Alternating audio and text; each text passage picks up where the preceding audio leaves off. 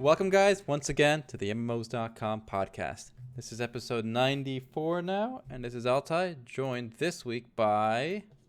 Omer, Gumball, Matt, and here we are. We have a great podcast this week, as we always do, and we're going to start with the weekly raid. What a surprise. Take it away, what a Gumby. surprise. It's a What a surprise surprise. each week, each great week. This week we're talking about daily quests, and this question mainly came up because we have been playing quite a bit of Revelation Online. If you haven't had a chance to check it out for yourself, later on in the game as you level up, say around level 30, maybe 20 to 30, you start getting daily quests. And daily quests, unlike many other MMORPGs, are the mainstay form of progression in Revelation Online. It's actually quite interesting in the sense that it's very different from other games. But I want to say Revelation's been out for about a week and a half now, right? Mm-hmm. After about a week and a half of doing the same daily quest every day, I'm starting to get tired of the repetitive process personally. And so we started talking the other day about what purpose daily quests ought to serve in a game. And we're using Revelation as a springboard to talk about them in general. Although if you would like to comment on your own opinion about Revelation Online's quest, feel free to do so. So I want to know, well, how should daily quests be implemented into an MMORPG? Should they be the primary form of progression? Is that better than just questing because you know exactly what you're going to do and it's kind of a grind? Or should they be something that you do at max level? Or should they just be a buffer? You know, there's a million ways to go about it. So I want to hear from the roundtable. So whoever feels the most motivated, go ahead and take it away. All We'll right. put the link in again as well. So chat, let us know what you think as well. I am going to seize it real quick. I'll take a brief comment on it. Especially with Revelation Online. It feels like the daily quests were kind of like... It's very odd implementation. I mean, very few games act as, give daily quests as a primary way of gaining experience. You compare the experience gain on the daily quest you do, like Trial of the Four Kings, you do the token quest, you do all those missions, and you compare it to traditional quests in the game. There are a lot of side quests. There are a lot of quests in Revelation Online, but you get like 3K experience for doing one of those. You run the Trial of the Four Kings, you run it like you beat one level, you get like 1 million experience. The scale makes no sense. You get so much experience for doing it. And it's just odd because it doesn't even feel like something that's repeatable.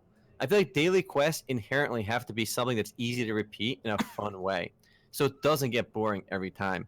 You run Trial of the Four Kings, after 10 times, like, what am I doing? And yes, there are different levels. There's like 30 to 40, 40 to 50, and so on. Different stages of that daily quest. But they're essentially the same thing. Even some of each of the trials, each of the stages are literally the exact same with like a slight twist to them. So when the implementation is meh, the way I think it is in Revelation Online, it becomes a chore. I think you have to implement it in a way that it kind of complements a feature of the game and rewards you for doing it. Like, for example, Final Fantasy XIV, you have the daily roulette. You queue up for a random dungeon, and there's a purpose behind it too. You get a ton of experience for doing it the first time, but also Elder Scrolls does the same thing. It's a very smart way to do it too, because people that get to that dungeon for the first time, they're queuing for it specifically for their quest, for the story. And it's hard for that guy to find other people to play with if he's the only one queuing for it. So the random roulette system encourages veterans to queue for random dungeons, and it dynamically scales you anyway, so it ends up working.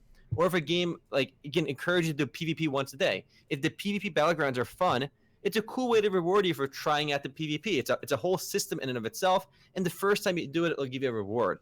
It seems odd to kind of segment it in a really weird, like, experience with like the Trial of the Four Kings and even those really small dungeons, when you're only queuing it for the daily and nothing else, and there's no other like added reason to be there. It just feels a bit odd, is my thoughts. Give it to Matt. Matt, take it away. I think my thing is right now, it doesn't feel like you're actively choosing to do dailies. Like a lot of games, the way that they'll do dailies is it's like you have this dungeon, this raid. You have these quests that you can pick up. If you're going to do that, just pick up the quests and get it done while you're there. There are other ones that force you to go out of your way to do the dailies if you decide to do them, but they're by no means like necessary. They just give you like materials or something. I don't know. But I mean, the way Revelation does it, it just feels forced. Like it feels like you don't have another option in terms of advancement. You have all these other things that you're forced to do to unlock some of this stuff to then later get more advancement, but your initial advancement through the levels feels very much locked into your progress in dailies. And the biggest problem with that is that it's not like 30 to 60 minutes a day. It's upwards of 2 or 3 hours for one set of dailies, and that's just obnoxious. Like, some people are only going to play 2 or 3 hours a day, so they're going to get on every day, do their dailies over and over, and never progress in any other way. How should they be implemented though? What is a better implementation? I agree. I think the revelation system is definitely odd, where you're required to do it. I think you should just set up dailies, right? Mhm. If people are going there, they take the dailies to these places. Mhm. It's just something that you can do. It's repeatable. Like, That's fair. Don't make it required. Make it optional. It gives you something, but it's not like you're going to be held back if you don't Mhm. do it. You know? I think what you all got at basically was that you guys basically didn't really attack dailies in general. Perhaps you didn't like the way Revelation happened to do them. Mhm. But I'm more interested in what you guys think of the concept in general. Like, for example, I think it's a great system. Again, Revelation doesn't do it the best. I actually don't mind the Trial of the Four Kings thing. It's pretty short. You know, it's a set number of stages. That one I don't mind. The one I mind is the grinding one, where you're grinding the same spot, right? Mhm. But the dungeon one I don't mind either, because you got to run dungeons. But I do think, like you said, Final Fantasy it's a better system, where it's a random dungeon you got to run rather than the same one, for depending on your level or whatever. Mhm. So go ahead. Just as a note, in terms of the same dungeon, what really killed me is that you have like these 3 dailies that, at first, all of them are sending you to Darkfall. Every single one of them. I'm so tired of Darkfall. 3 times a day. And here's another All thing. roads lead to Darkfall. Daily should supplement, right? Mhm. Whereas in Revelation, they are the meat and potatoes. Yes. Okay, so that's a little bit of balance, mismatch. But in general, I do think dailies are a good system. I think people need a checklist. I think checklist is a pretty powerful concept. And you need a reason to log in. Once you're logged, the point of the daily should be to pull you in, to log you in. Okay? It shouldn't be log in, just do dailies and then quit, because nothing else makes sense. Nothing else was worth doing. It should be, oh, I'm gonna get a nice reward for only 5 minutes of effort. And then once I'm logged in, this game should be so good and compelling and interesting and fun that it keeps me going from there. So there's the right way to do it, there's the wrong way to do it, but as a concept, I like dailies. Right. As a concept, do you think it should be designed? I think a concept should be designed like this. You should make your game, right, and then add the dailies afterwards. It shouldn't almost be like the dailies should kind of encourage you to try some of what the designers think are fun elements of the game. Will they reward you for the first time of doing it? Like, again, you queue up for either a dungeon, you queue up for maybe a PvP arena, or some other element of the game where maybe the first time you do it is like you want to get that off your checklist. It just seems like the progression was designed to be a daily from the get-go in Revelation, which is why it feels a bit odd about the way that works. But yeah, I agree with you. As a checklist, it's a good idea because it does get people online. It shouldn't be like the thing you have to do. A daily should be like a thing you want to do. And when you make it like you have to do it and it's the only form of gaining experience fast, it feels a bit odd. And it's not like a deal breaker either. It just feels a bit odd. And I mean, the other side of it is that the way that Revelation has implemented it, like severely gates you from day to day how much you can progress. Once you've hit that wall with your dailies, you're not going to be progressing that much with every quest that you do. You're just you're stuck with a little bit of experience, but you're going to have to do like dozens of quests to get even like half a level after your dailies are done. In defense of Revelation system, I'm going to try and work one up. I do find that when everybody is forced to do the same series of quests every day and they're locked from gaining significant amounts of experience outside of it, it does equalize the progression overall for the population. Because people are locked to those daily quests, those are the mainstays of experience, they can't out-level everybody else at a rapid-paced rate because they're locked off from the primary content. So even though I don't like it, it's not all negative. I don't think that was their intention, but it does show like we don't see anybody who's already max level. I don't think most people I've seen in the game are all kind of hovering. There are people higher level than myself, and I've done my dailies almost every day, but not too much because they can't keep progressing. At the same time, someone in chat mentioned this. when your quests, what make you go out and explore the world, offer such little reward, and there's no point to doing them, why do you have this open world?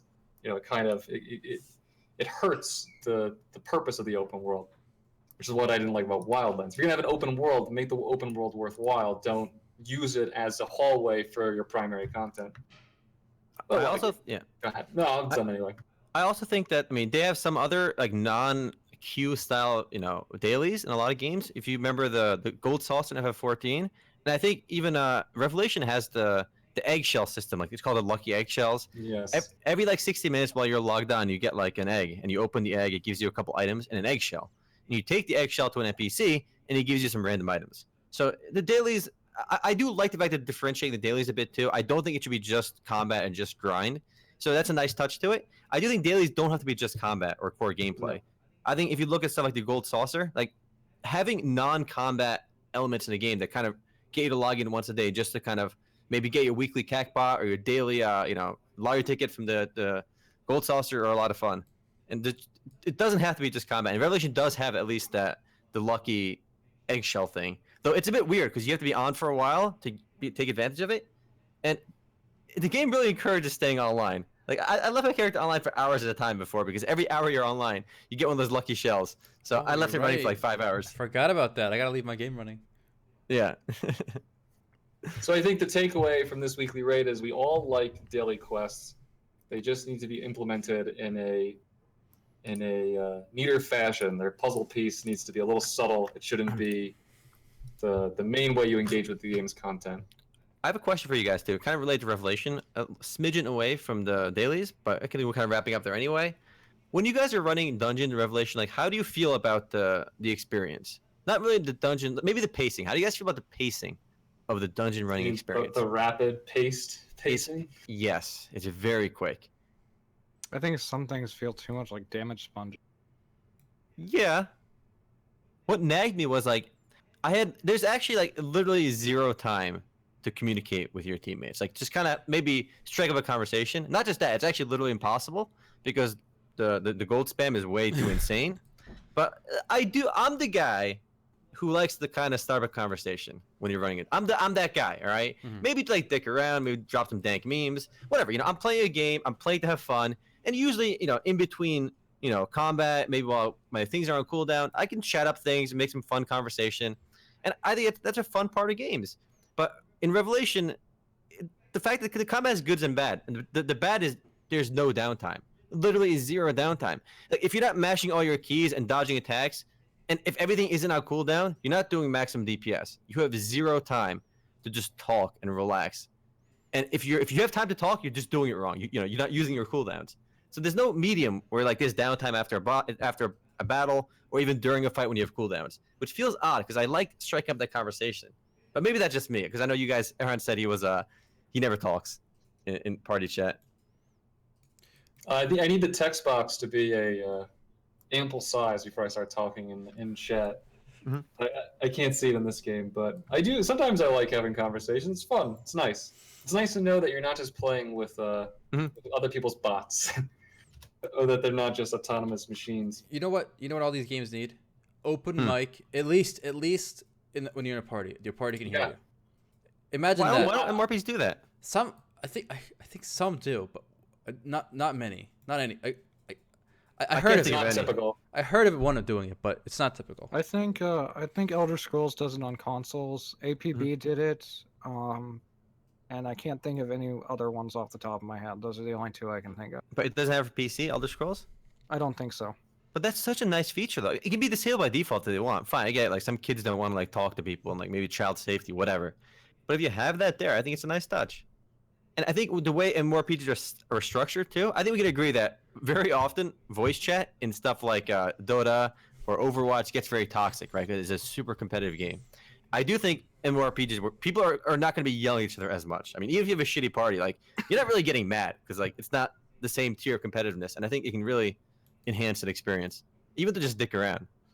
I think If I'm remembering correctly, APBs was the funniest because you just like drive past people and they'd have their open mic on, and you just hear like 5 words as you're going past, and it would just be like something about some guy's penis size or something. But that's all you hear as you're driving by. Funny as I love shit. that stuff. That makes the game more fun. Like it's a lot. Like it's nothing to do with the game, but like just messing around on, dicking around on whether it's chat or voice chat. I think it really enhances the game. And I love just kind of having fun in Overwatch team chat, voice chat, and it's just. No, and I don't consider myself a toxic player at all. I mean, I might poke fun at people, but it's always in a fun way. Like I'm never taking the game too seriously, and I think Revelation would have benefited from local voice chat. I think almost any MMORPG would have an optional, local voice chat. I think it'd be great. Make it happen. Somebody call up NetEase and be like, put it in. If you snap, they know you're serious business. All right, they'll put it in if you snap. Well, guys, let us know what you think about Daily Quest. I'll provide the link one more time here, and we'd love to hear your opinion. Mainly because I think Daily Quests they're not normally in the spotlight, but if you play Revelation, you will certainly remember they exist. And it is free to play, so go ahead and check it out. Find out. That's worth mentioning. I think just yesterday, the open beta for Founders ended, and the regular open beta started. So if you haven't tried the game yet, you may do so. You guys got a glimpse of it here in the video if you don't know what it is. So if it looks like something you want to play, go check it out. I think it's worth checking out even if you don't want to play it. I agree. Only because it's so big. It's so big. It's so different, and it's worth just having it in the back of your mind as an experience. Also, remember, think about it 3 years from now. Okay, you're gonna be like playing some other MMORPG that you really like, right? And someone's gonna say in general chat, "You guys remember Revelation Online?" And you want to be that guy. Like you want to be able to connect with that guy because this game is like, look, people are trying it, right? It's a massive release. It's definitely one of the biggest releases of 2017. And in the future, when somebody brings up like Revelation, you want to be able to go back and say, "Yeah, I remember that shitty game." Blah blah blah. You know what I feel like that for? WildStar. Huh? WildStar. I'm glad I tried it for the video we did a while back because it's an experience. Yeah. I feel like when it eventually goes away, people are gonna be like, "Yeah, remember WildStar?" Yeah. But I mean, obviously, we can't connect with WildStar as well as stuff like Ragnarok because we didn't play it that much. But we do have the experience. We know what it was, and I think, it would behoove you to try Revelation Online. There's my SAT word of the week. Behoove. Wow. Behoove. He's All right. serious. Careful not to let the behooving trample you.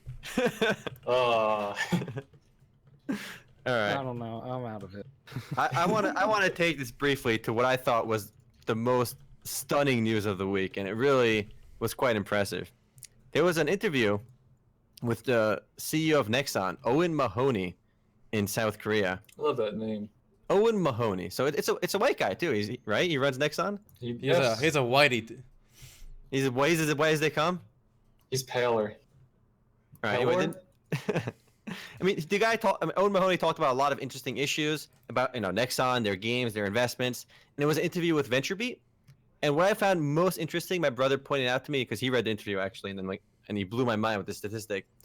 Dungeon Fighter Online is a bigger franchise than all the Star Wars movies combined in terms of box office revenue. So, Dungeon Fighter Online, since its release in 2003, had made $8.7 billion to date. While if you add all the box office sales for every single Star Wars movie to date, it's $7.6 billion. Remember, this is not counting DVD sales. It's not counting toys. It's counting just the box office sales. And that's the most successful movie franchise of all time. That is the highest grossing movie franchise. And Dungeon Fighter Online, a game that most of us kind of like, yeah, it's that 2D arcade side-scrolling game that Nexon shut down, Neo picked it up. It was kind of Duke. But people don't realize how just amazingly massive this game is. 8.7 billion. That's amazing. How? If only George Lucas knew, he'd be pretty upset. He would have made a DFO stylized Star Wars game. I'm sure they have some of those. It's not as MMOs. And in terms of comparison to World of Warcraft, it actually makes more money than World of Warcraft and has been making more money yearly for the last couple of years. So it's been out earning WoW. However, we have no official data on lifetime sales of WoW, like all the box sales, all the subscriptions. There is no official word from Blizzard. However, an article in 2016 estimated that number to be about 9.23 billion. So lifetime sales, DFO is very close to World of Warcraft. So it could conceivably pass it as well because it's been earning more money every year for the last few years. So give it another few years, DFO can easily pass it. And well, let's remember, if we did factor in all the toys, all the of other course merchandise, Star Yeah. Wars is like it's way up there on a throne. No one's coming close to the power of the Star Wars brand outside of those movies. You All ain't the gonna see Lego sets. DFO on a coffee mug anytime soon, Or a Lego set. or a Lego Things are set. expensive Exactly. as fuck. And yeah, remember these are life to date box office gross sales. These don't include any of that third party stuff. This is just comparing the revenue from the game to the box office sales. However, the number it's also a bit unfair for Dungeon Fighter Online because Star Wars has been around since what 1977. Yeah, I think so. So from 1977 up till all the new movies that are still coming out, and DFO has only been around for a fourth of that time. So people like one big franchise can completely carry a company, and it's clear that for Nexon, the game that's completely carrying them is Dungeon Fighter Online, and it's mind blowing how big this game is. Nobody in the West appreciates that. Like this is a big dick game, right? You know what this means? Are we gonna see a Nexon produced Dungeon Fighter movie? It could happen. There's an anime already. Oh, is there? Yeah. There is. It has a very odd name too. I'm gonna find it real quick because we have an article for all the We MMORPGs do. with animes. It should also be worth noting while they look that Nexon, despite the litany of games they produce, most of the money still comes from either Dungeon Fighter Online, mostly, and also MapleStory, the original. So they're still they made a lot of games, they publish a lot of games, but their two bedrocks are still the ones generating cash for them. Yeah. That's nuts. By the way, the show is called, I'm not trying to say this right, Arid Senki Slap Up Party. That's the Dungeon Fighter Online anime. Why is it called Slap Up Party? I don't know. There's also a MapleStory anime too. Looks really, really cute. That I knew. Both the MapleStory anime and the DFO anime they're not killer shows, that's for sure. Wow. They did not kill it in the ratings. They're minting money though, and that's all that counts for They them. are minting money in the game. So I feel like this interview, when he mentions the lifetime sales, it was totally a humble brag by the CEO. Like, why else would he randomly bring it up? At least it's a humble brag. I can respect that. I can respect that too. I Plus, feel like they it should is brag. expensive. Doesn't Nexon own Neopol? Yeah. So then that's just keeping them alive, right? That's why they're humble. Yeah, it's literally their lifeblood. Is That and MapleStory. Other interesting stat. There was a few interesting tidbits in this interview. Another one I found interesting was since their IPO, which is when they went public, Nexon, which I believe was back in 2011 or 12, one of those. Mhm. He says the revenue from Dungeon Fighter has doubled since then. So despite being released, when you said God knows when, 2003. just since 2012 till now, the game has doubled in revenue. So this is not something that's shrinking in revenue, right? This is still increasing in revenue. It's getting bigger and bigger every year still. Mhm. So I do think it will pass WoW. I guess at that point it'll be what is the largest grossing game of all time? This it might get there. It probably will. Mhm. I mean, WoW for MMORPG I think is the highest at 9.23. But I mean, if you look at non-MMORPGs, it's actually pretty crazy. I mean, Minecraft is one of the best-selling games of all time. If you look on the Wikipedia list, they sold 100 million copies about? Something like that. I'll find it. 100 million copies, right? And that's again mind-blowingly popular, Minecraft. But if you add up all the sales, it's like $20 a pop, right? And the iOS version is only like $10. So even if you assume every copy of Minecraft sold for full retail price at 20, even though it didn't, because you get the iOS and Android, you have what? $2 billion. Mm-hmm. That's nothing. $2 billion versus DFO's $8.7 billion. So, and that's like the best-selling game. Even if it was $50, it was like a full-price game, $60. 100 million is only $6 billion. So this is actually, if not the number one, like single game in the world. Well, WoW was beating it for sure, but it's in the top 3 for sure, which is mind-blowing. How much did Tetris cost? That sold 500 million copies, didn't it? Tetris sold 500 million copies. That's insane. That could be more. Well, I don't think that systems list is complete there. yeah, Tetris. Tetris for everything. I'm sure. Yeah, that's true. I'm sure they had Tetris for Etch a Scratch. I'm sure there's a Tetris minigame somewhere in DFO too, right? But it's complete for Minecraft. Why isn't it complete for Tetris? Come on, guys. What's going on here? I mean, they have Raspberry Pi listed under Minecraft. Get on a new level Wikipedia. Somebody quoted me saying 2 billion equal nothing, guys. Okay, I meant 2 billion is nothing in comparison to Dungeon Fighter Online's 8.7 billion. You know, you make $2 billion on a game, it's a wild success, all right? It's huge. But and think of all the like the cult, like the cachet Minecraft has in like our society. Literally every kid plays Minecraft and everybody knows what it is. But nobody here like knows what Dungeon Fighter Online is outside of like the MMORPG community. And even people that know MMORPGs, a lot of them don't know what DFO is because it's kind I'm of pretty obscure. sure it's different in Korea and China. Yeah. Pretty sure it's more of a household name. So Oh, I mean, definitely. I mean, if you go to, so Minecraft was just launched in China recently, if I remember correctly. So it wasn't like a household name there. It's kind of the same thing in reverse. Minecraft's still young. It has time. Yeah. Minecraft ain't gonna slow down anytime soon either. If they had microtransactions, they're gonna make bank. All right. Notch should have snuck those in right from the get go. He would have made so much more, even though he's already rich, so it doesn't really matter. Any other good highlights for this interview, Arhan? Well, the Nexon guy reiterated that his goal. See, here's an issue. Because of the success of Dungeon Fighter and MapleStory, Nexon is sitting on $2 billion in cash, and they don't know what to do with it. So their goal or their plan is to continue investing in other companies. And I think we covered last week that they bought a stake in IMC Games, which Tree of Savior people. The Tree of Savior people.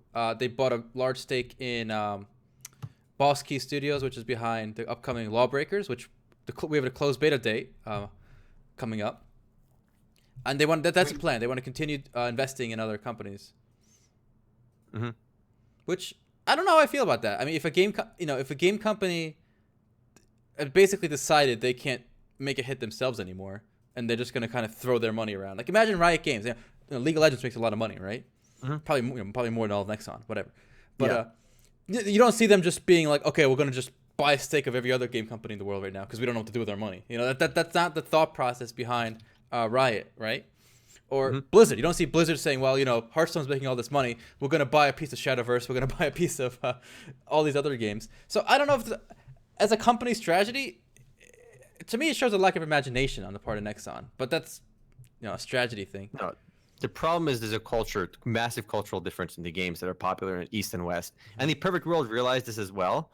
And that's why they stopped launching their Chinese-developed games in America.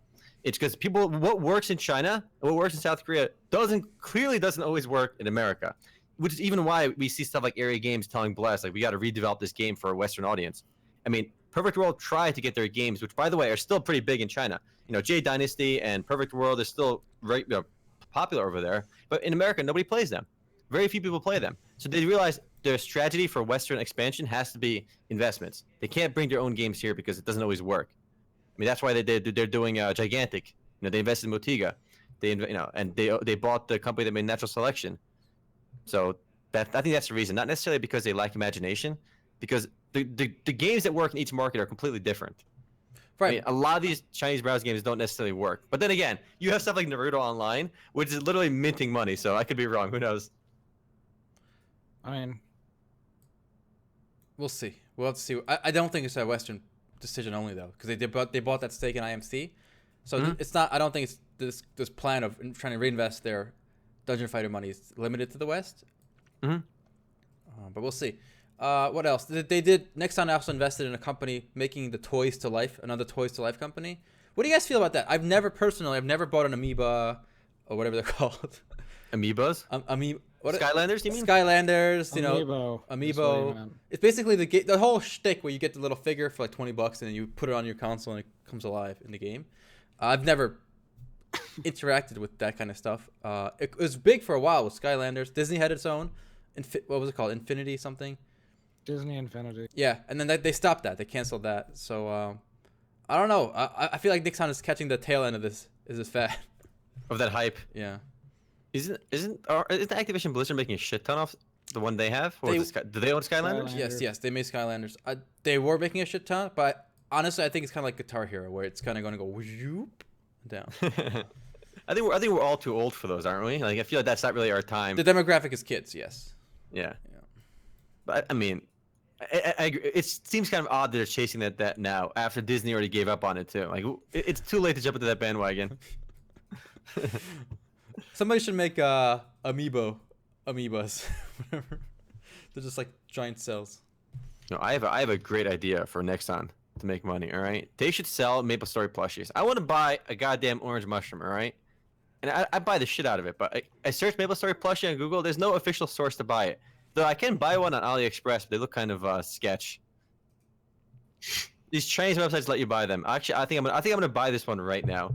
You should on stream. It looks interesting. But I feel like a lot of these iconic franchises, even League, like they're not doing League just started selling plushies, if I remember correctly.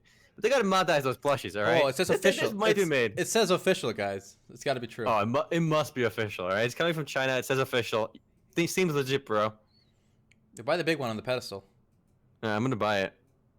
All right, hell yeah.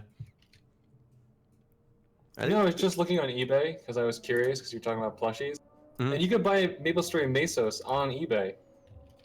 I'm kind of surprised. I thought there was a major crack that you couldn't sell in-game currencies. You can't unless eBay changed their policy again. Or not used to sell gold on eBay. It's that they're listing it and they're hoping eBay doesn't catch it. If you, I guess so. Yeah, it's one of those things. Wow, this guy sold a lot. Interesting. 1 billion Mesos, guys, is worth $5.50 on the eBay market. All right. But yeah, gotta monetize those plushies. I think keeping up with the trend of business, let's get the next business news worth covering. I thought this was also quite interesting. EVE Online, CCP, the company that makes EVE Online, just released some financial information, and their revenues in 2016 are up 30%, from $65 million to $86 million. And the most interesting part of that is EVE Online's daily active users have doubled in 2016. Anyone that says EVE Online is dead needs to get their eyes checked, all right? The game is booming. If your daily active users double, all right, your game is amazing. You know the big catalyst, right? It went free to play, or at least the basic tier this year. Well, I guess that wasn't the main reason, though, because that only happened in November.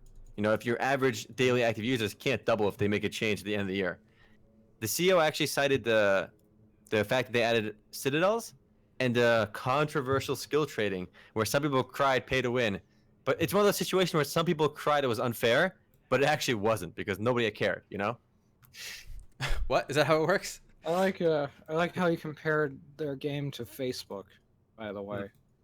What do you mean? He said you can't make a sequel because you couldn't make a sequel to Facebook. Yeah, it's fun. As if EVE, the video funny. game, and Facebook, the social network, were somehow like a one-to-one comparison. Yeah, that makes no sense. I don't know why he said that.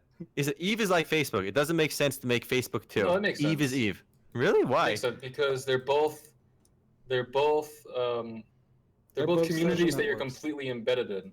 So you like, say about any game. No, but here's the thing that makes EVE different is the longevity of a player's character, right? Because, and maybe I'm just surface level pulling this out of my ass, but your character in EVE is always growing forever. Yeah, there's no cap. In RPG, you hit a max level, you get the gear, but your character in EVE is always growing and always has the potential to do something else.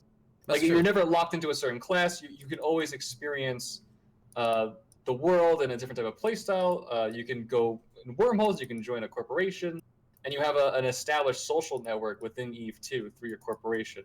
To make an EVE 2 would undermine all of those systems. Well, at Black Desert Online, you can basically grind infinitely. Your character always gets stronger, however slowly. Yeah, but Black Desert Online doesn't have as many systems in place that are community focused as EVE Online does. EVE Online's entire world is about its community, which is why I think it's fair to compare it to Facebook. It's a stretch. I mean, Whatever. I see why he's doing it, but like, he's saying it's a special snowflake, and that's why he can't apply. All I know is I kind of want to play EVE Online again. How often does that feeling stir up in you, Gumby? When we talk about EVE, you just want to try it again? I do. The last time when I went to free to play, I did go back and I played for about 2 months, and I just did some wormhole jumping, and I had fun. I love what EVE has going for it. I've never been completely immersed in it, but I've always liked EVE. What I like is that. Go ahead. I was gonna say, back to the whole double active users thing. I'd posit that it went up because of the announcement that it went free to play, and not so much that it did go free to play. That helped. A lot of people might have started preparing themselves for the free to play movement. Like the people that knew that they were going to pay anyways may have started building up their caches and like training extra skills in the time leading up to the free-to-play release to prepare for all the people coming in. But it would be, I think you would be remiss to say that the free-to-play announcement had nothing on it. Like it did nothing. It wasn't the reason that the CEO in the interview. I mean, he mentioned that, but they asked him like, why is it doing so well? He cited two things specifically. He said the skill trading, and he said the introduction of citadels, where we're like, I mean, not that was what he cited as the reason for the growth. And I'm sure the free to play helped too. I mean, people played because of that. The thing about the free to play is, I think it did a great job bringing back players that already played, Yes, rather than attracting new ones, which is fine, you know. Yeah. And one thing I like too is since they went, they obviously there's a free version of Eve now, right? But the average revenue per user actually went up 20%. They added a free version, and now the average user is spending more money, which is crazy. Yeah, isn't it? Like, even though you have all these people that are playing for free, because it's a subscription game, so your average revenue is going up above the subscription. That's not. You would think it brings it down. So I think the skill trading is one of the main drivers of that too, isn't it? In order to take skills out, you had to pay money, didn't you? I forget how that system works. Yeah, you have to get skill. Yeah. There's an item you have to buy, and you also remember there's also the Plex market where that's true. You can buy the item that counts as 30 days. Eve is the perfect example of a game that could have made so much more money with microtransactions, because you have a small but very dedicated user base of older people, right? Older men, men usually. I mean, small is small relative to misnomer. like mobile. Well, today in the online gaming market, when you have mobile and stuff, even 100,000. Top 10 on Steam. That's not small. I think it is.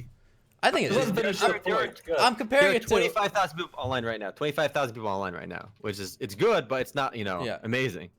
These guys, it's not even top 10. The average player, and also remember, the community's in a bitch, right? About buy to play or pay to win, whatever. But the thing is, these dedicated Eve players, I know they spend 18 hours a day playing Eve for years, right? Like it is providing a lot of entertainment for that subscription fee. These guys should and could and would pay a lot more to play Eve, over the amount of enjoyment they got from it is worth a lot more than that $10, $15 a month. So it's a balancing act. You want to be able to, you need to squeeze them for what they're worth. You can't go overboard. You got to get exactly what you can from them. So I think a lot of Western companies have a lot more like tame view of how much they can squeeze out of a user. I mean, again, somebody mentioned in the chat, pretty much everyone I know in BDO has spent like $1,000. And I know people like, so many of my friends that play League, they spent like thousands. So League is Western too, but I mean, I feel a lot of Western companies and more RPG companies especially don't want to squeeze too hard, but they can. I do agree, they could squeeze and get more money, but I think they're getting a lot of goodwill from their player base by keeping it pretty tame. I mean, how much money can you spend on Eve, Gummy? You've played, if let's say money is no issue, right? You're in the game, you buy all the convenience stuff, all the microtransaction stuff. Like, how much can you possibly spend even? No, they're willing to like in Eve. An infinite amount. Yeah, they have cosmetics now in Eve. Everyone bitched about a $30 monocle when it first came out. 70. But 70, whatever. But people are buying it now, so good for them. That's pretty awesome. Yeah. People were buying it then too. Yeah, but they're like, you guys can bitch all you want. We've sold like so many thousand of these, and just shut up. Yeah. If you complain about, if you're one of those guys that's been playing a game like Eve for 5 years, 6 years, like all day, you're having a good time, you make friends, you do all this rating stuff. Come on, and you're complaining about a cosmetic sale? Like, give the developers a break. This isn't charity. They're not doing this for your benefit. They're doing it for their benefit. Too many people think they are. Too many people think like they're owed something, right? Yeah. Which is why I honestly understand the perspective of developers a bit more now, as I'm older too. Like, listen, I'm against pay to win, and there's a limit to what they can do, right? But some pay to win stuff, like some minor stuff, right, that gives a small advantage. So many people, and especially on RMRPG, they hear that and it's like, pay to win, can't play, pay to win, impossible, garbage game, stay away, awful.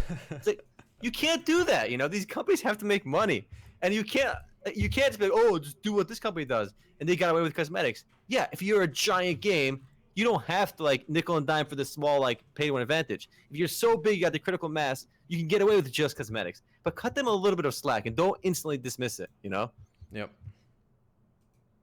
Makes sense. But EVE Online has about 25,000, and it peaks at 37,000 players on an average day. It looks like.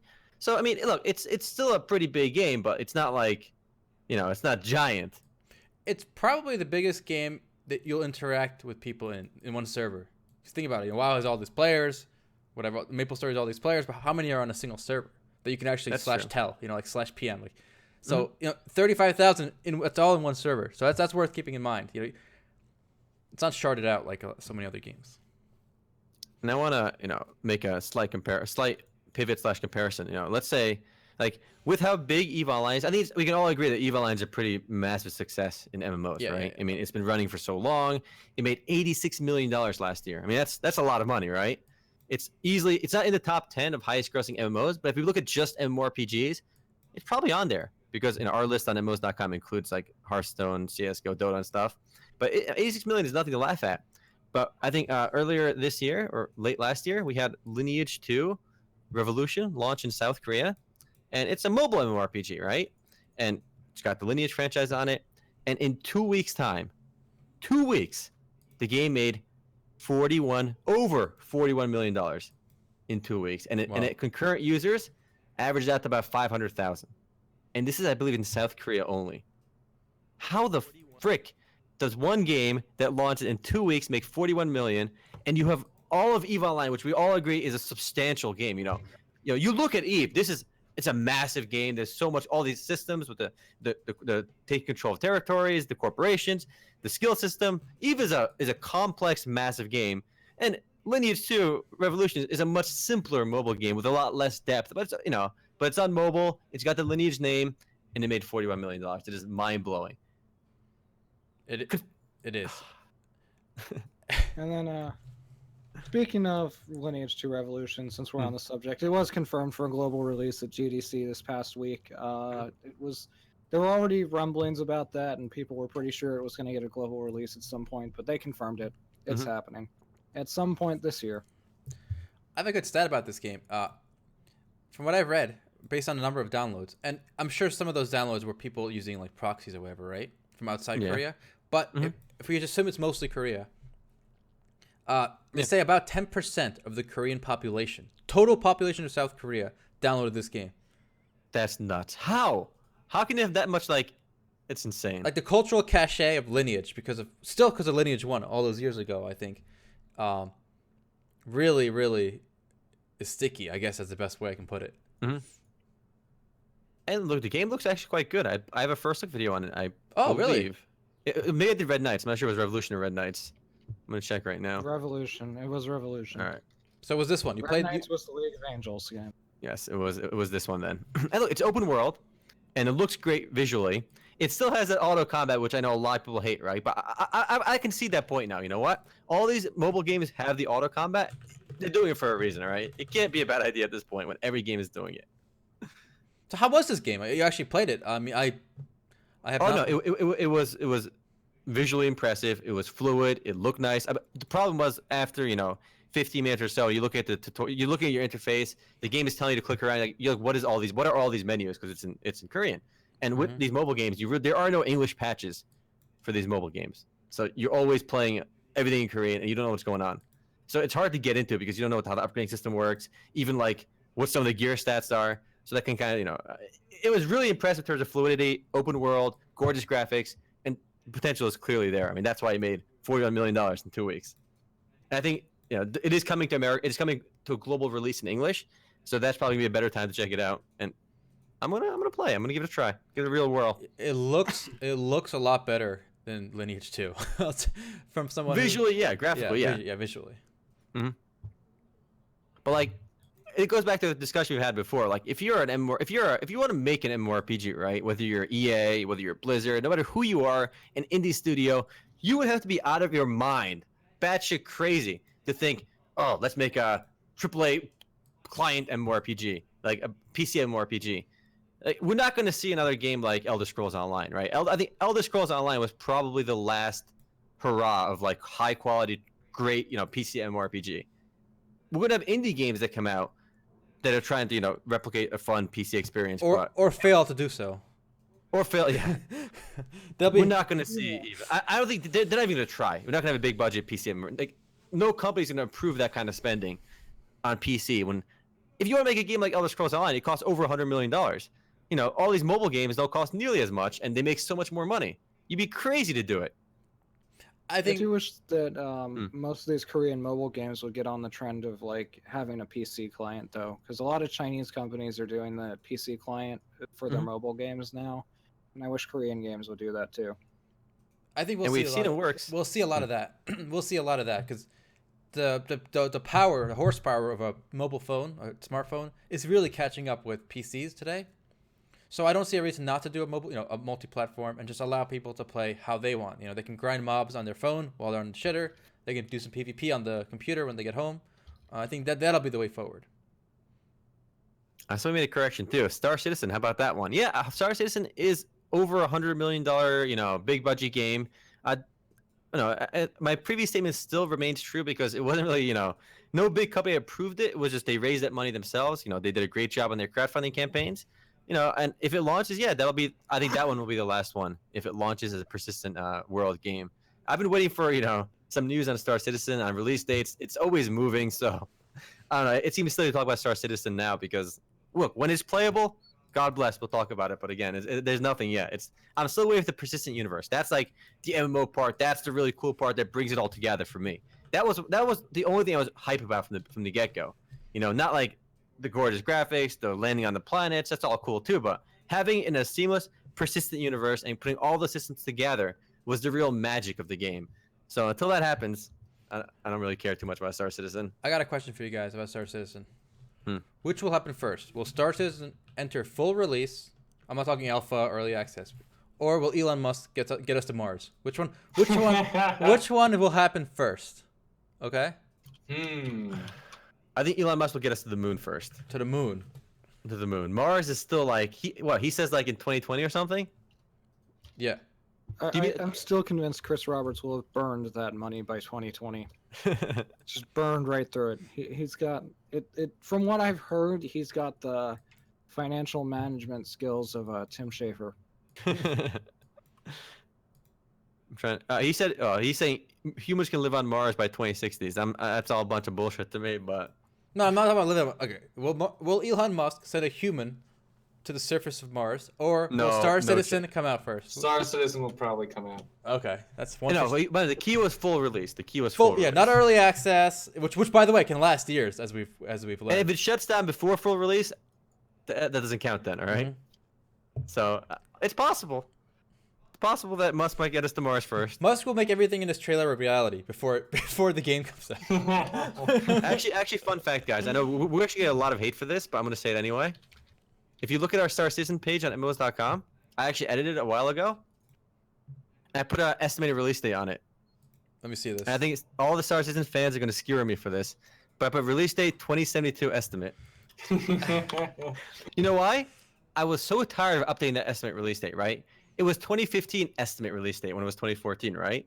And then I changed it to 2016, and then I'm like, 2016 ended, so I go back and change it again. I'm like, fuck it. We'll change it to 2072 until it comes out. When it actually comes out, I'll put whatever they want, But I was done changing that page. The release date can't be moving around that often. So it might as well be 2072. I like it. We gave them so many chances. They've missed so many release dates. So like, I'm not going to keep updating our estimate, all right? At this point, their estimate doesn't mean anything. So 2072, I think, is pretty solid for now. I'm just waiting for the hate to flow in the comments. You know what's funny? They still make about 60,000 a day from crowdfunding. A day.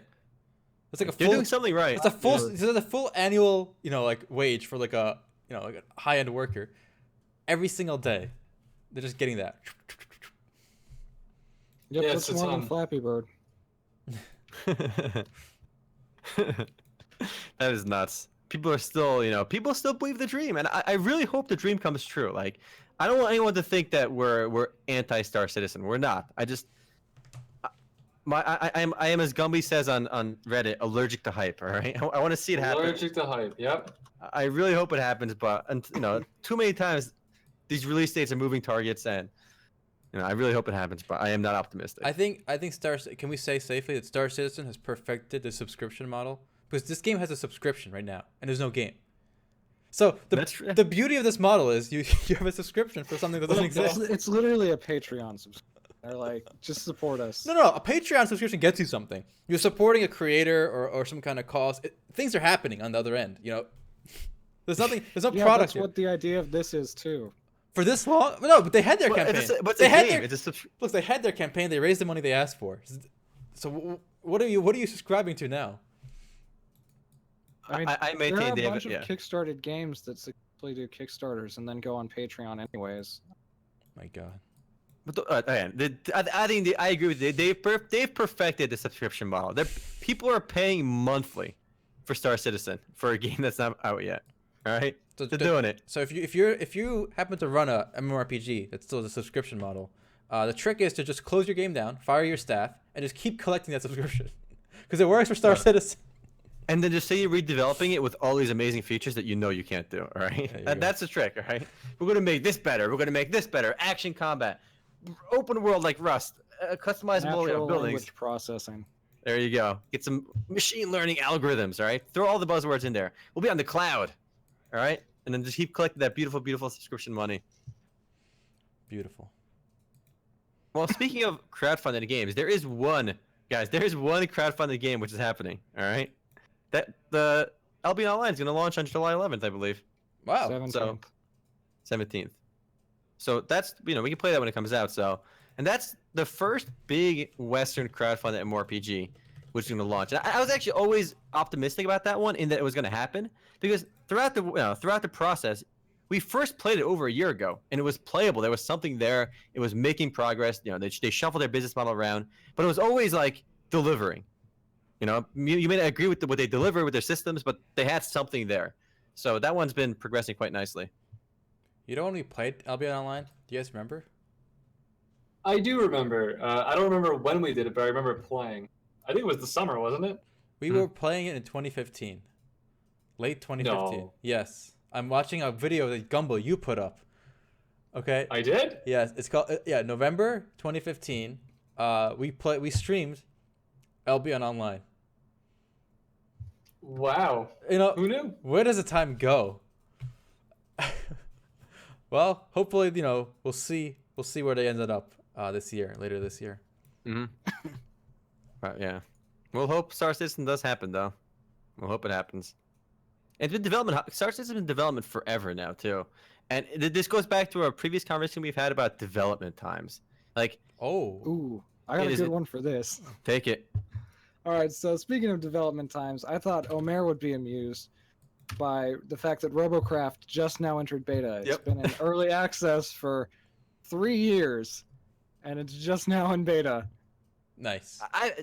All these companies are using the terms early access like in such a silly way. Look, I played Robocraft. The game, it's silly to call it early access. I get it. It's not fully done yet, right? But it becomes a point where early access is just a tag to be like, oh, you can't criticize us just yet. We're still in early access. No, the game, I don't know. It's silly. And oftentimes they go from early access to like alpha to beta to this. Like, as far as this, it's nuts. It's never going to come out. It's still in beta, all right? Early access to beta. I like how all these people are saying in chat that it's dead. It's got 3,000 players right now. The peak was 6,000. It's boom. It's not dead, guys. The average gain for players is going up. Mm-hmm. Like players are going up. It's been going down, since it was averaging 8,000, 7,000, but like now that they went into beta, we'll see if the numbers improve. You know what Robocraft looks like? A better version of that spaceship game we played. Were you building a spaceship? Different. It's on ground. Well, yeah, it's a little different, but it seems like the same Funny, concept. I don't think. Can any of us remember the name of the game we played? Let's think. I already know, so I'll just let you guys. I forgot. Honestly, I genuinely forgot. I remember what it was about, like what we were playing, the map, kind of, but the name. Please enlighten us. The name. All right, it's Galactic Junk League. Oh Galactic Junk League. I gotta say, a game. Yeah.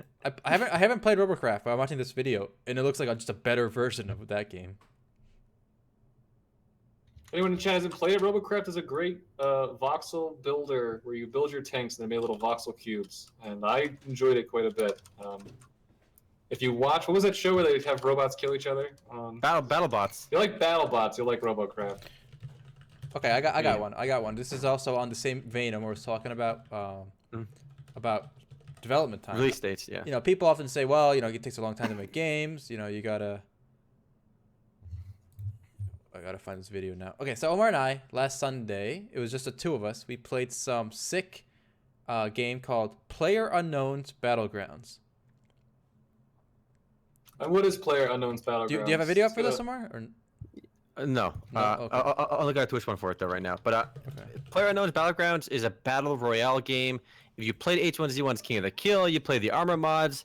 Both of those were worked on by the guy that made this game. So Mr. PlayerUnknown. Designed. Okay. Anyways, Designed. right. So this is a whole spiel with last man standing or last two, team of two standing. So when I played this, it's currently in closed beta, coming out pretty soon. And I read actually the development diary. I went back and read the old development diaries for this game. It was really interesting. The way it worked is in February of 2016, beginning of 2016, the guy, PlayerUnknown, got a call from Dr. something Korean name from Bluehole from Seoul. And he said, listen, we want to make a battle royale style game. You're the guy, you made the first armor mod for it. You helped SOE with the H1Z1. Come to Seoul, let's talk. So the guy flew to Seoul, and by the end of March 2016, he agreed to help them make the game. He moved to Seoul. So end of March 2016, they started. That was a handshake. And now, only a year later, 12 months later, we got a closed beta that felt pretty complete to me with an early access scheduled for spring, which is in a month or two. That is a great turnaround. From a handshake, from a phone call to a playable closed beta in 12 months. That is impressive.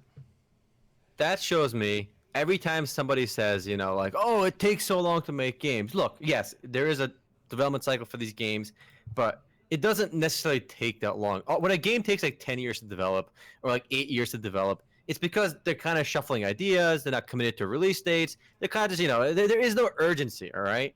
There's no way if you're working, nonstop to get a game out, it takes 10 years. And seeing a game like PlayerUnknown's, Battlegrounds is a fun game. Thousands of people were playing the beta. To go from a handshake to a playable game in less than a year, and they had alpha, I think, even like 3-4 months before that. So they went from a handshake to a playable alpha in like months, which is nuts. I mean, I'm going to defend other companies here. I just want to point out, this guy has made basically the same game, 4 times? 3 times? Yeah, so he designed it, he knows exactly what his game is. His vision is laid out, and I think a lot of studios, that's true. Their vision changes as the development cycle goes on, and they realize they want to do this, not this. But I saw some of your stream, and that is just straight up King of the Hill stylized gameplay. King of the Kill, yeah. I've seen this 10 times already, and while I'm sure this guy, who's been designing has done a great job, it just looks like the same thing. So it's not like he invented a new genre. He did. At least not with this game. Yeah. He's not reinventing the genre. He's perpetuating what he's already created. Yeah. So that's why you see it's such a quick turnaround, I'd say. Is there practically no recoil? I was watching the trailer, and it looked like there was practically no recoil. There is. There is, yeah. That was an alpha trailer versus what we're playing now, which is we did a few days ago. Okay, games where they don't have a recoil drive me mad. It's like there's no feel to it. Well, you're saying you don't like Kaboom? No, they're Kaboom definitely is a quality game. They're I've never definitely played that. from what I'm sorry. there is recoil of some sort because I remember trying to shoot people, and if you panic and you hold it down too long, you just miss everything. So I did suffer from this. So there is definitely recoil of some sort. But speaking, yeah.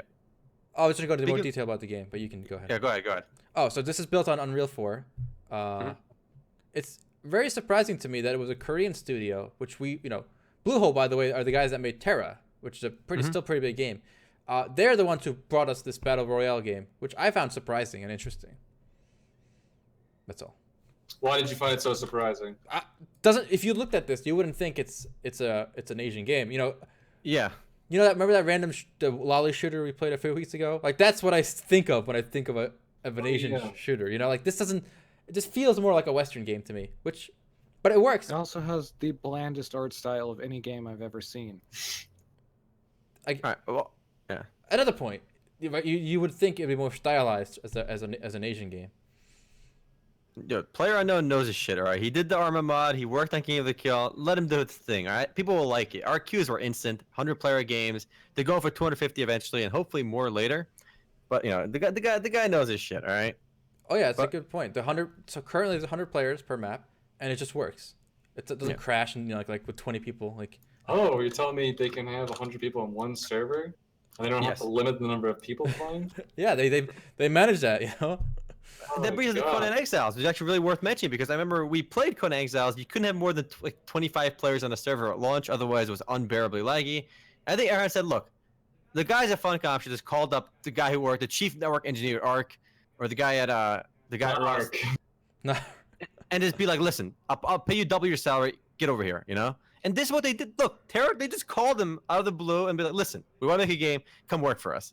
They took the initiative, all right? Yeah. And when you do shit like that, you get shit done. And to get a point, it brings up what Gumball said. This is the guy who made this game 3 times already, right? So when Bluehole decided they want to make this game, they said, look, let's not reinvent the language here. Let's just call the guy who can whip this up the guy who can just do it on a blackboard and just, whip it up. Let's call him. Let's get him here instead of trying to relearn everything over 5 years like every other dumb studio. And guess what? It worked. This game's going to be huge. It was huge on Steam. I think when it comes out on Steam, it's going to rock right up there, top 10 easily. Yeah, I wonder if it will hurt H1Z1 at all because, if the guy has a reputation and whatnot. Also, talk about games with long release schedules, all right?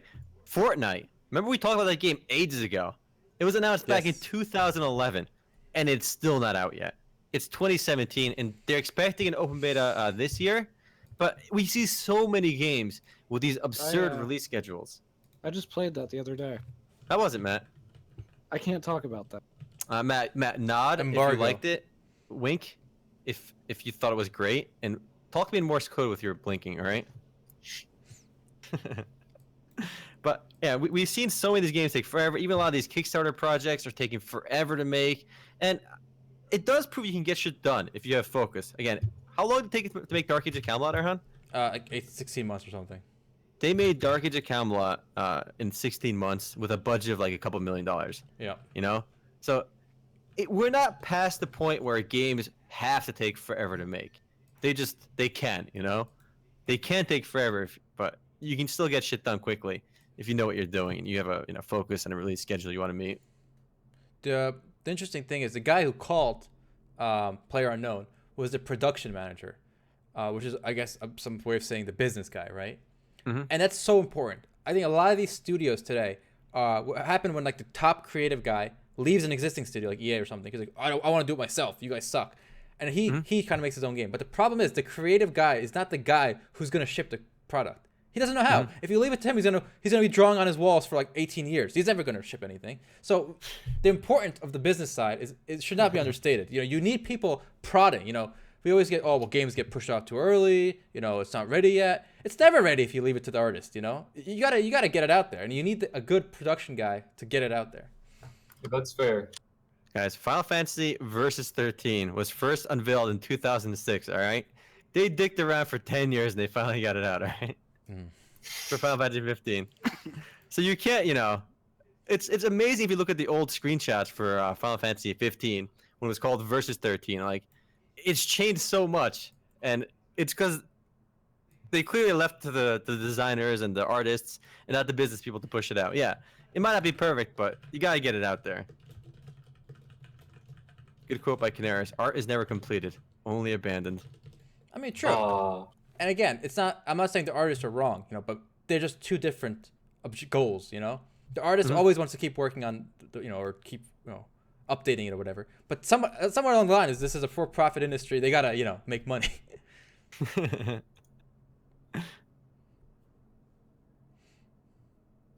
Yeah, I'm looking forward to playing at launch. I think I was gonna play it last night again, but for now, Playerunknown's Battlegrounds is coming back on the 10th for another closed beta.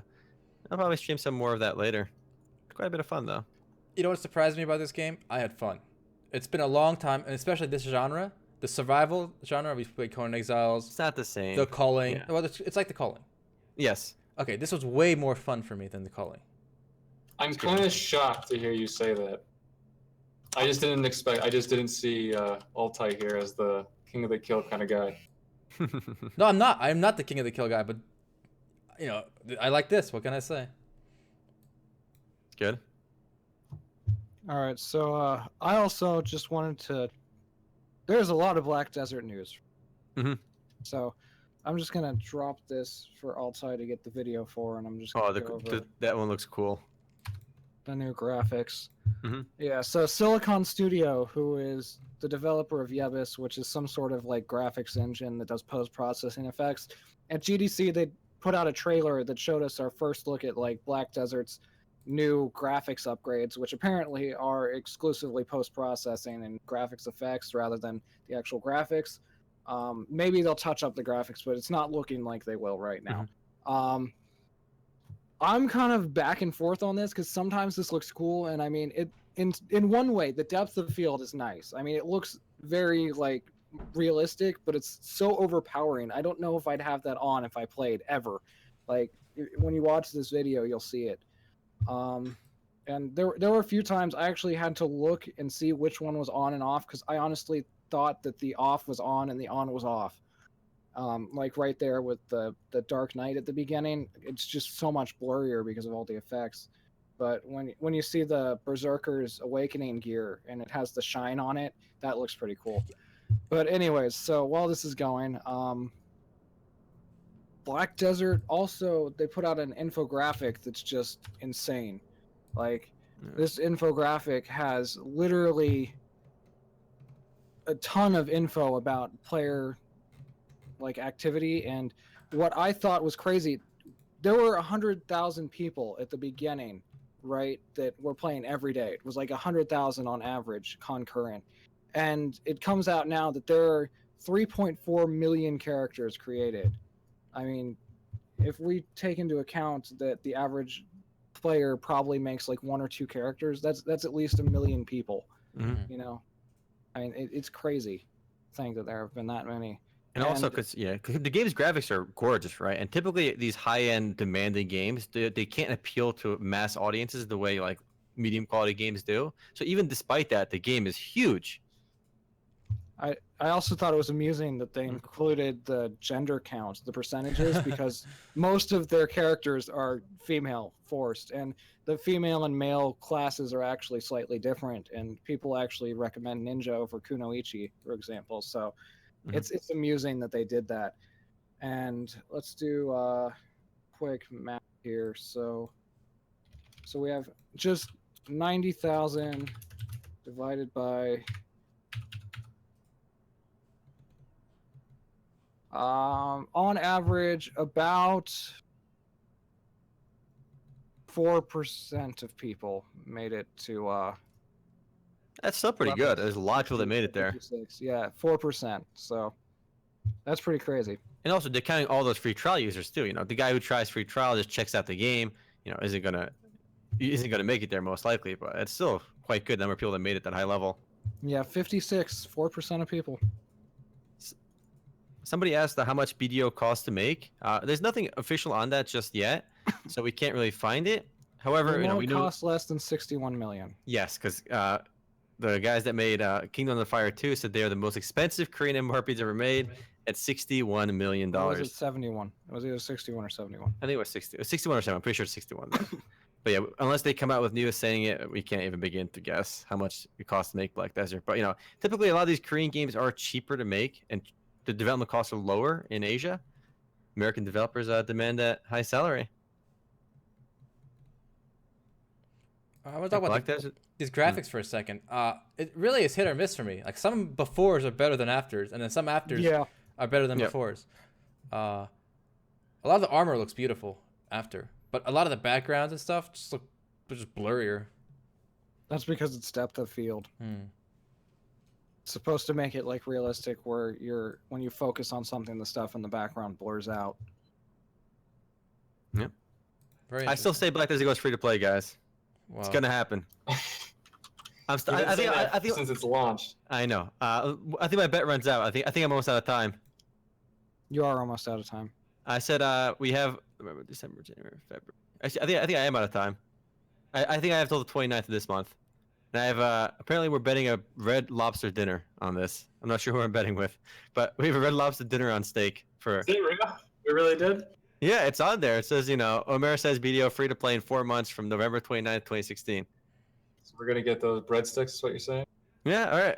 I have to pay for everyone's Red Lobster dinner if I'm wrong, apparently. I hate Red Lobster, but okay, I'll do. If you put In it order that, to it's make fine. sure that you really pay for it, you also have to fly us out to eat it with Wow, all right. That's fine. This is getting expensive now. All right, BDO, please go free to play the next 3 weeks. you. I'm hoping. But speaking of silly, fun things, if you guys remember last week, I said I would contact a bunch of like dead MMORPG companies to try and license their old dead games. I want to make MMOs. I want to make MMOs.com a necromancer of old dead games. A few people suggested I contact the guys that made Secret of the Solstice. Unfortunately, that company is long dissolved. Typically, when a lot of these games shut down, the company that owns the games and develops the games also go out of business. So it's very hard to contact them. I couldn't find anyone, any email, any phone number to call to reach out to them because I was going to offer money to get the license for their game and the server code just to relaunch it for fun. And I think it'd be really cool to be able to relaunch an old dead game that has no private server, nothing. And if it costs like less than $1,000 if the game is dead, I figure it might be doable. They didn't respond. I couldn't find them. I actually sent an email and I sent that contact to the guys at Handbitsoft. They're the guys that do they own T3 Fun. They publish a whole bunch of games right now, actually. They have a bunch of mobile games too, and they're actually pretty big. I tried to get them to give me NeoSteam. The game's been shut down for a while anyway, but they didn't respond just yet. So that's unfortunate. I'm gonna try calling them. I reached them on their North American website, which I'm assuming they don't even check those emails. So I got to reach out to the Korean office to want to get probably an answer back. I also reached out to the guys that made Treaty Wars just because like I want a game. Like I want to see what it's like to just launch one of these games. Treaty Wars was absolute Duke, but they didn't respond to me either, even though I messaged them on Facebook and I sent them a message on Steam and I sent them an email. Like I tried 3 ways of reaching out to this guy, and the game only shut down like 6 months ago, and they still didn't get me back. They didn't get back to me. But I do think it'd be really cool to have some MMOs, like some actual games available on MMOs.com that we publish and that we actually run the service for games that are long dead. Because So we can I sell can't GM imagine it powers, costs a lot of right? money. Yeah, of course. We can sell GM power. We can sell admin abuse. We'll sell everything, right? But like, freaking the guys at Suba Games and Red Fox Games are experts at resurrecting old dead games. I figure we might as well throw a hat into the ring too. I'm willing to spend $1,000 for Secret of the Solstice. All right, get me in, coach. I'll pay $1,000. If you're worked on that game and you're listening to this podcast in Korea, reach out to me and just copy and paste the server code. I'll PayPal you $1,000. All right, doesn't have to be official. Make it happen. You know what would be I want better? to find out now that the guy is actually watching the podcast. You never know. I feel like It's true. if you're gonna run a Secret of the Solstice, you know what's better and free? What? A private RO server. It's like Yes, it's. Secret of the Solstice was just a knockoff RO. Yeah, I agree. But the cool thing is, we'd be the only ones that have it. That's true. And look, Secret of the Solstice had great music too, right? It didn't have Ragnarok tier music, but it had solid music. You know what I think we should do? I'm gonna set up a page on MMOs.com, like in a hidden corner called like licensing, all right?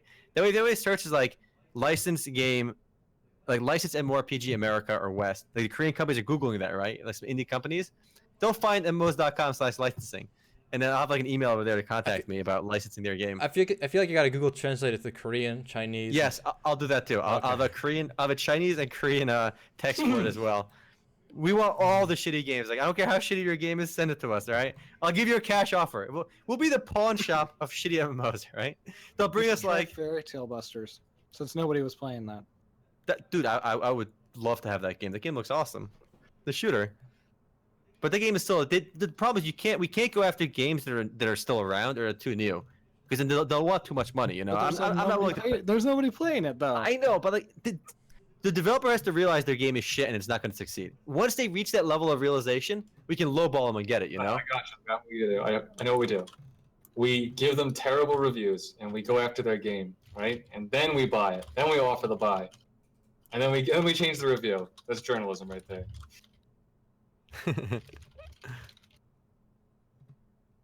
All your shitty games belong to us.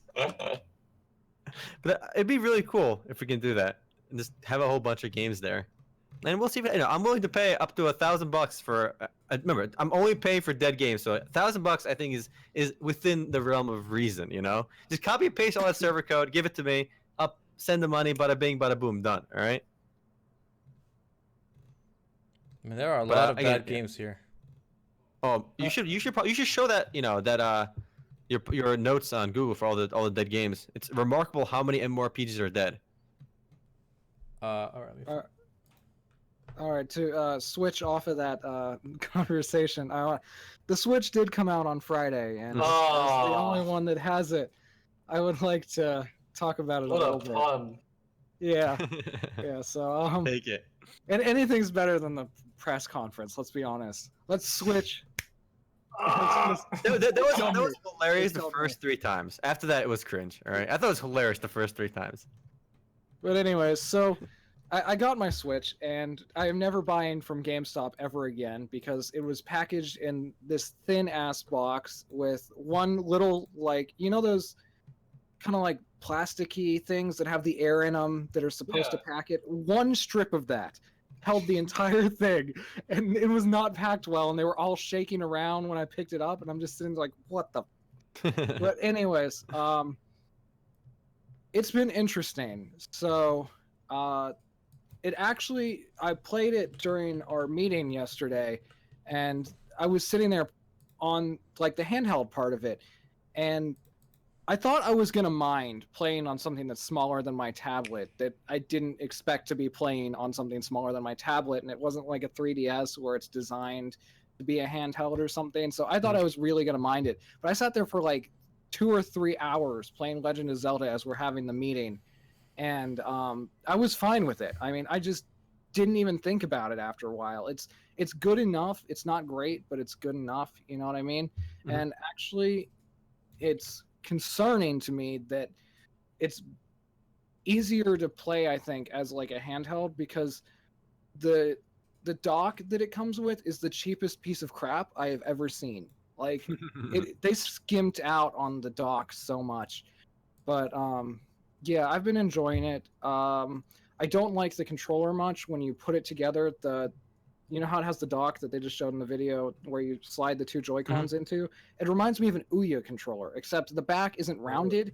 It's solid on the back. It's a flat surface, so my fingers don't sit on it right, and it's very uncomfortable for me. And I'm not really a fan of that, but... Other than that, it's been all right. I have a question for you. A dire question, and I'm sure the entire audience wants to know. Matt, how do the Switch cartridges taste? I did not taste them. I've read about this. I think you should do the entire podcast as solid and give us a live test. This is a real thing, by the way. So many people have tasted it, apparently. I think that was because they're small and they want to keep them out of the mouths of children. No, but they put something on it specifically, for it to taste bad. Yeah, to keep them out of the mouths of children. All right, all who wants Matt to lick it, raise their hands. He's not gonna do it. But... Why would I, though? Oh my God, I would do it. I would do it too, just for the... I'm curious. What, you know what would be worrisome? I'll be back. Oh, yes! Yes! He's doing it! What if you try it? You're pleasing the audience. Do it for the love of the audience. Oh, everyone's saying do it now. I love it. Matt, you're beautiful. We'll get a Matt licking audience live on the MMOs.com podcast. This is why you gotta watch us live. You get the good shit right away. I didn't think this was a real. I saw people tweeting about it, but I didn't think like they put something on it apparently that makes it taste awful. I really want to know what it tastes like now. All right, so here's the Switch. So it's there. It exists. Thing.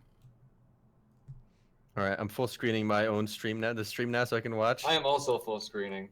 All right, I'm gonna full screen. I'm gonna full screen him. All full screen and revel in this. I'm gonna look Zelda. Right. That's a good one. That one tastes better. Holy fuck! What is it? What does it taste like? Oh my God!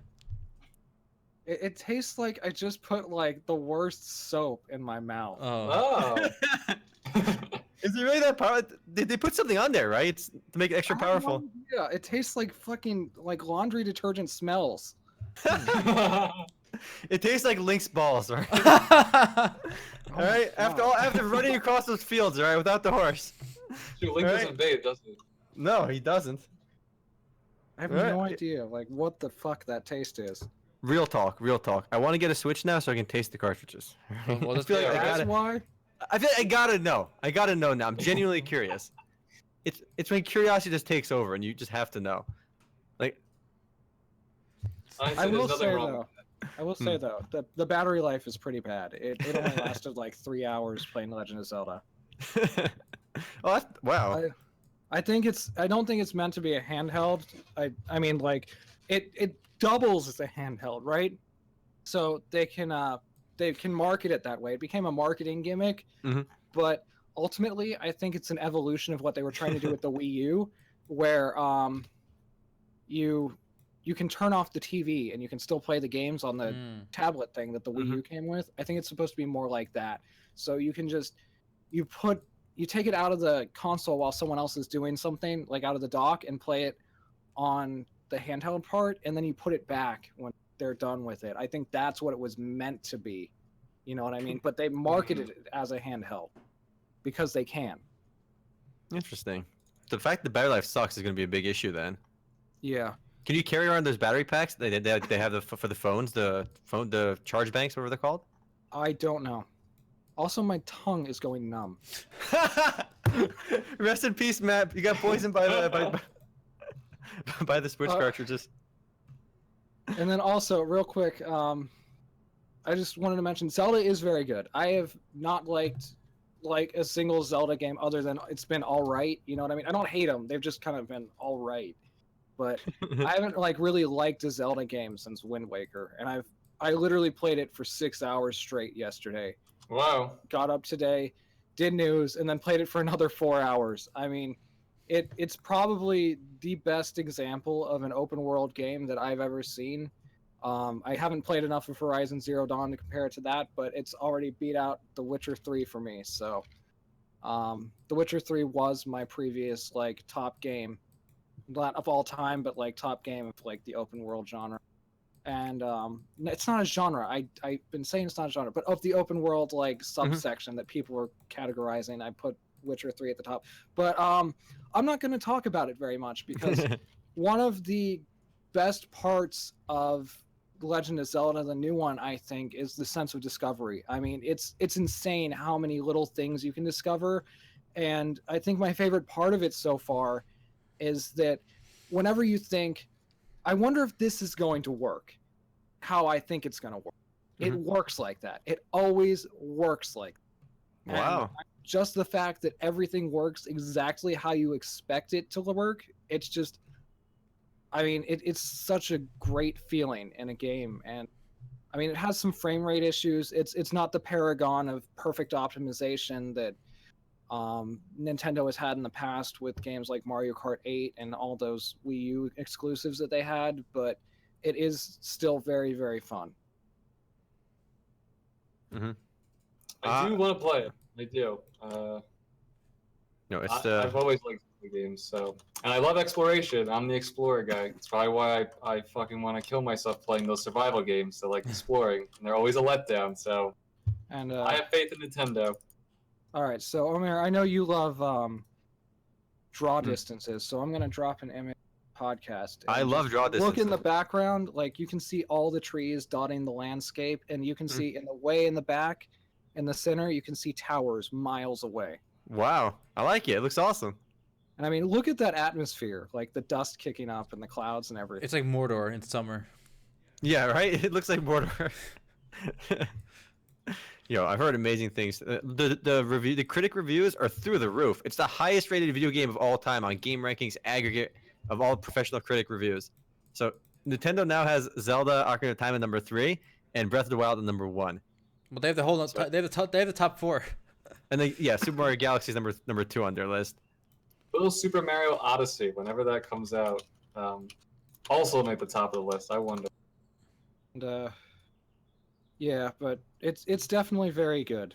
and there's only one issue I've had with it so far, and that's I couldn't figure out why my aim was shaking when I was using like bows and stuff, and I thought maybe it was just like, you know how some games have the like little wobble of holding a bow or something. It turns out you can aim with the motion controls for fine aiming, and you do rough aiming with the joystick. And it took me like literally hours to figure out that that's what was going on, because I didn't expect it. You know what I mean? You don't expect to go into a Zelda game and be aiming with the motion controls. I have one more question, and then I guess we're done. How does it look on a TV compared to the screen? The screen has a little bit of more of a jagged look to it, like barely. But if you're one of those people like me that really pays attention to it, you'll see the little jagged edges on it. But on the TV, it's beautiful. It just, because the screen is 720p and on a TV it's going to be like 1080p, it's slightly less well performing on the TV. I've noticed the frame drops a lot more often on. As long as it doesn't take away from the experience. No. All right. That's it for the week. We have a fun discussion in the after show. You guys, if you're watching on YouTube, you're gonna miss a really odd discussion. Somebody asked us to bring this up. There was a Blade and Soul YouTuber who was threatening to kill himself unless girls send him nudes. What? So All right. Well. Yes. This is after show discussion, so we're gonna keep this going. All right. Take it easy, guys. Later, See ya. YouTube. Okay.